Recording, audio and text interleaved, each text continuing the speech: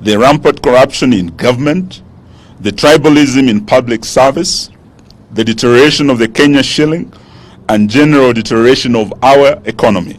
And not the people of Kenya are to blame for these misfortunes, are to blame for these misfortunes that have ended up hurting innocent Kenyans. Azimio deeply regrets the loss of lives during the peaceful protests, continues to hold the government responsible for these needless deaths in vain. The coalition has weathered several vigorous attempts by the RUTO administration to create disunity and splits in its ranks.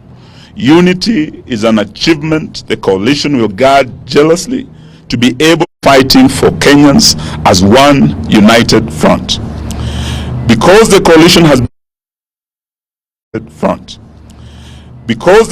has been able to stand up and stand together, Kenyans have regained their voice, their courage, and are standing up to the bullies in this regime.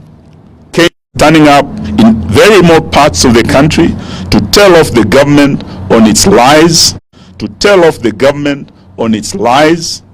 and its insensitivity to the people.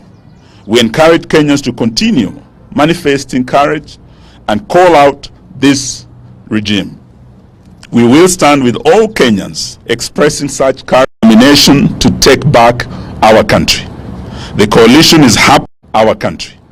The coalition is happy and proud of the performance of its members of parliament and on all critical national issues. When it has mattered, even where the members have been outnumbered, they have expressed themselves on such issues as the Finance Act 2023, and Kenyans will remember that there were 88 loyal members of Azimio who stood with them, and there were 176 who voted yes, and that is why they are suffering today. Kenyans will also Azimio legislators on the housing levy, on the deployment of the deployment of the police to Haiti, and the general state of the economy. Over time, we have been vindicated. May I now invite my senior, the Honorable Martha Karua, to read the rest of the statement. Thank you very much. The summit had a robust discussion on strengthening Azimio and its constituent parties. The coalition partners have been able to agree on fundamental strategies and we agreed that the coalition is only as strong as its constituent parties.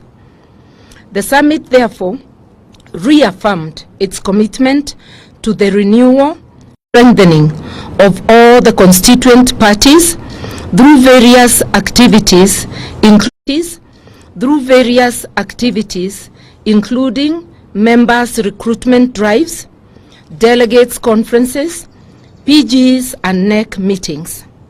All constituent parties have committed to pursuing a course that addresses the challenges the country is going through, and that also help to advance and defend the gains of democracy. Azimio remains one and is here to stay, committed to shared values that include public participation, good governance, respect for the Constitution and rule of law, social justice, and non-discrimination. On public litigation, the summit that the cases coming up under public interest litigation address fundamental concerns in which Kenyans feel overlooked, mistreated, and ignored by a regime steeped in impunity.